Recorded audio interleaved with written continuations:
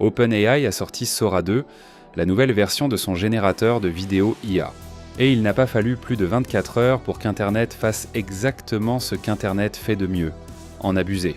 En quelques heures, les réseaux se sont retrouvés inondés de vidéos complètement étranges et parodiques.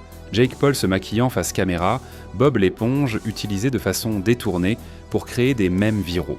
Les internautes se sont rapidement approprié l'outil pour produire toutes sortes de contenus, allant de la simple expérimentation à des créations plus controversées.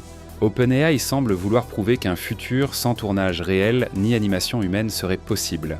Un futur où les artistes, les techniciens et les acteurs pourraient être partiellement remplacés. Et c'est ce qui en effraie beaucoup. Il n'y a pas si longtemps, nous voyions Will Smith manger des spaghettis dans une vidéo de mauvaise qualité.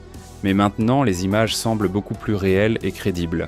Bien que Sora 2 marque une nette amélioration par rapport à sa version précédente, il existe encore certains défauts reconnaissables qui permettent aux spectateurs de faire la différence entre une vraie vidéo et une générée par IA.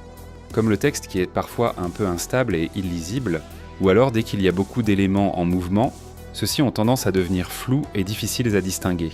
Et beaucoup de personnes ne remarquent pas forcément ces défauts. Mais soyons honnêtes, ça reste quand même très bien fait. Et puis, il y a sans doute l'acte le plus dérangeant de tous, qui est que certaines personnes utilisent Sora 2 dans le but de ramener des personnalités décédées à la vie. À mesure que les vidéos générées artificiellement s'améliorent, cela soulève des questions éthiques et morales sur leur utilisation. Peut-on vraiment considérer cela comme de la créativité ou est-ce une forme de profanation numérique ? Car beaucoup l'utilisent sans comprendre les implications qu'il y a à faire apparaître une personne décédée sur les réseaux sociaux. En bref, Sora 2 illustre à la fois le potentiel et les dangers d'une technologie capable de brouiller les limites entre fiction et réalité. Bien que cette prouesse technologique soit énorme et fascinante, mais aussi terrifiante. Elle ouvre de nouvelles perspectives artistiques. Mais elle rappelle aussi la nécessité d'un cadre clair pour encadrer son utilisation et préserver la valeur du travail humain.